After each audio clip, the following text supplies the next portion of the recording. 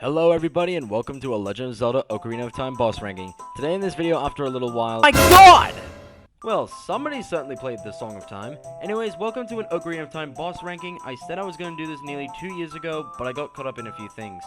I finally wanted to get this off my bucket list, so let's get right into it. I'm pretty sure out of all the bosses on this list, I bet you didn't think Phantom Ganon would take the bottom spot. Let's go over how the fight works. Phantom Ganon will jump into one of the 6 paintings in the arena. In 2 of the 6 mirrors, there'll be Ganon trying to leap out of the painting. You have to stand in the middle of the arena and aim your bow to the painting that the Phantom will jump out of. The catch is one of them is a fake, and you have to use the bow to shoot the real one once it flies out. If you don't hit him in time, you'll receive a large damage for this stage in the game. You have 2 to 3 muck-ups before you bite the dust, unless you got a Revive Fairy like I have. The problem with this portion is hit detection. Sometimes the arrow will hit the real one, but other times it just passes right through, and you'll get punished harshly. That's a way to prevent damage to you though, and that's to camp in a corner and wait for Phantom Ganon to pop out. That's it! The problem with this strategy is that you're far less likely to hit him since your sensitivity is too slow to keep up with him. That's right, I did say portion because that's when phase 2 kicks in and it isn't any much better. In fact, I'd actually argue this portion is worse. He loses his horse and he floats around shooting electric balls at you.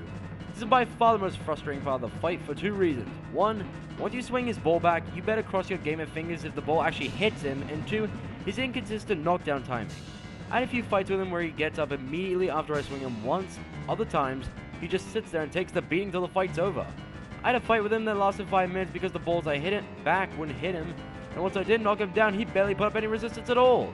To summarize, with his boring first phase and longsome, tedious second phase, Phantom Ganon is a dull experience all year round. Now here's a boss you expected to be at the bottom. Morpha isn't that far off, but we're getting ahead of ourselves. How this boss works is you have to run along the sides of the arena trying to avoid Morpha's tentacles. After a certain attack, you have to use the hook shot to remove Morpha's ball and smack it in order to win. Seriously, what's with this game and hitting balls? I'm beginning to see a pattern here that I'm not so sure if I like. Anyways, back to the actual fight. Positioning is a key part in this fight. You have to avoid the spikes on the walls, and you need to avoid Morpha's tentacles that seem to get longer and spawn more as the fight goes on.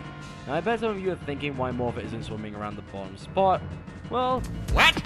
Firstly, while you can camp in a corner for a while, but Morpha will eventually reach out long enough, so camping isn't an option, meaning you have to put effort into moving. In fact, if you're in the right spot, you can beat on Morpha without ever going back in the water, making the fight over in less than a minute. If you got the big Goron sword, anyway.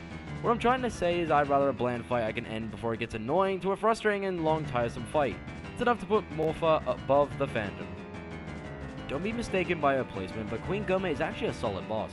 What you need to do to win is to shoot her in the eye once it glows red with a fairy slingshot. Do it around 3 times and you win. Queen Gohma does suffer with one problem every first Zelda boss does. It's too easy. I mean, it's the first boss in the game, it's meant to be simple and ease players into how you're just supposed to use items to face off against bosses in the game. But Gohma's HP is smaller than a fetus. The fight was over in 30 seconds. A majority of this clip was spent trying to get her attention, and if I talk any longer, I'm going to run out of footage for the Armored Arachnid. So let's just say if Queen Gohma had higher HP, she'd be a better fight. This boss is basically one up from Gohma. It's extremely simple, but it has higher HP. How this fight works is Daddy Dodongo steps towards you to act all menacing, then sucks in the air like a black hole hoping to consume the room. This is your chance to throw a bomb in its mouth to stun it and go for damage. After a few hits, the big lad goes into a roly-poly state and darts around the arena.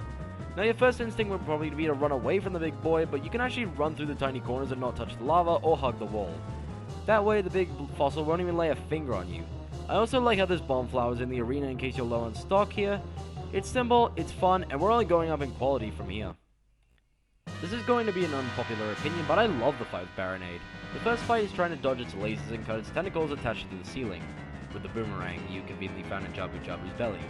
Cut all 3 tentacles, then the jellyfish covering its body will fly off and swing around like a merry-go-round, trying to keep you a distance from your target, the core. If you chuck a boomerang at it, the jellyfish will become vulnerable and you have to destroy all 5 to move on to the next phase. Then Baronade summons 5 more jellyfish for some unknown reason, and will go underground until you destroy all 5 again. Only this time, Baronade will try to divert your attention with its lasers again. So you have to focus on the jellyfish, the lasers, and the big parasite itself to find time to damage it. Overall, it's a great fight, and I enjoy its 3 phases, earning Baronade the middle of the pack. Okay. If you got mad over Phantom Ganon's placement on the list, I could smell the riot over the spot of the Sorcerer's Sisters from a mile away. Well, it's not to say that they're bad, in fact, they're excellent boss fights. 2-on-1 battles in gaming often get a bad reputation as being lazy, unfair, or too unbalanced.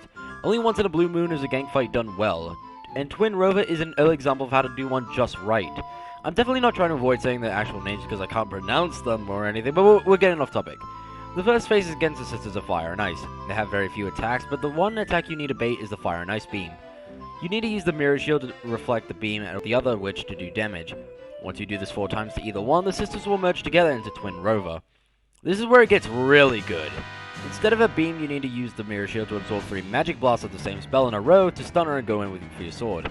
For example, Fire 3 times or Ice 3 times. If you get a spell of a different element, the attack will cancel and you'll have to do it all over again. I like this because it keeps you on your toes and you have to pay attention to her attacks to not muck it up. She will punish you harshly if you get sloppy. The one tiny nitpick that holds her back from a top 3 spot is the positioning of the first phase. What I mean is that when you're reflecting a beam of, say, the Fire Witch, the Ice Witch may be behind you, or you won't be able to hit her because causing the fight to go on longer than it should. Like I said, it's only a minor nitpick, and I still love the fight overall, but we still got 3 more heights that excel to greater heights. This might be a bit of an odd pick, but hear me out. When I first heard of the mysterious Phantom Shadow Beast, I was thinking like a spider-like creature or some sort of ghoul. Instead, I was left with the feeling of, what the hell is this? Jokes aside, this fight is actually pretty fun. On my first playthrough, I thought I had to use the lightweight boots to avoid any attacks.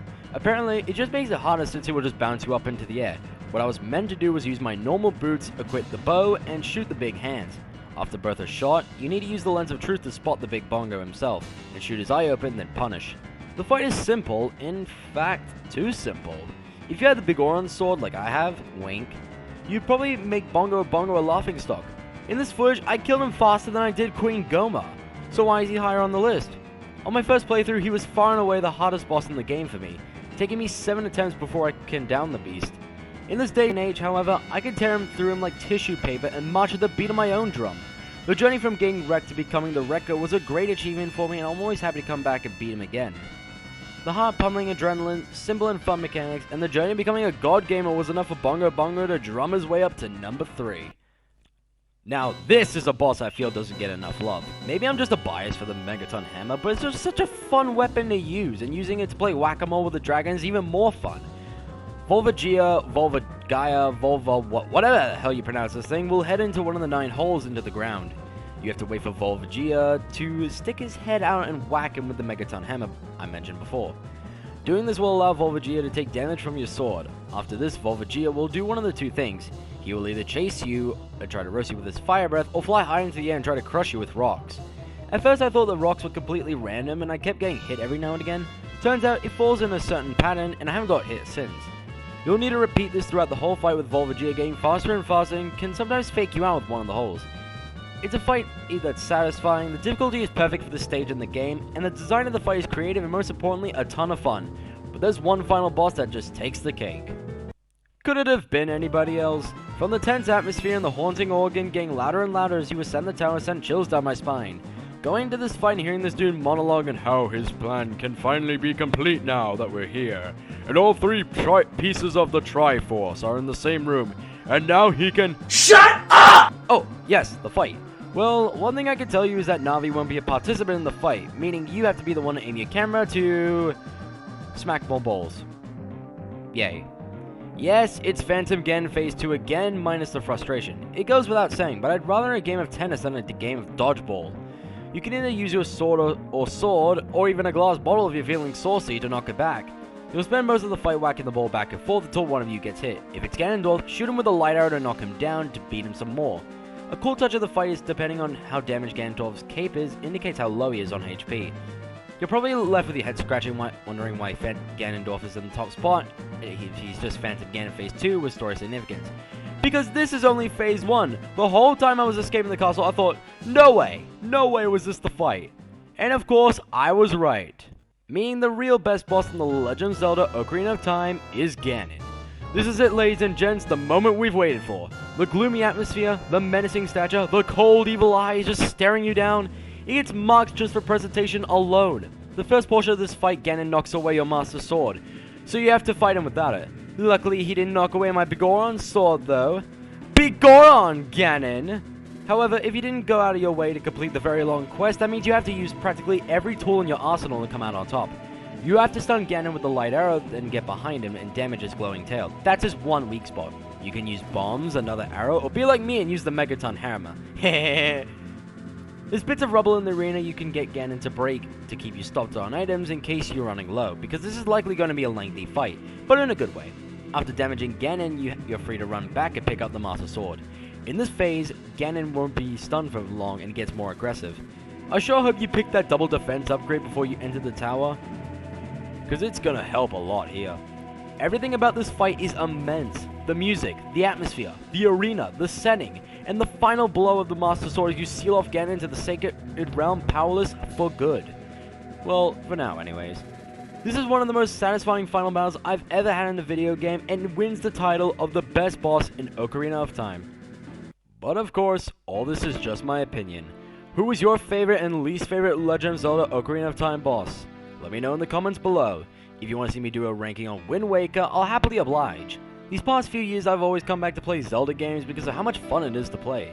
It's one of my favorite gaming series ever made, and I'll be happy to do more on it. I want to thank you all so much for watching, and I'll see you all next time. Bye bye!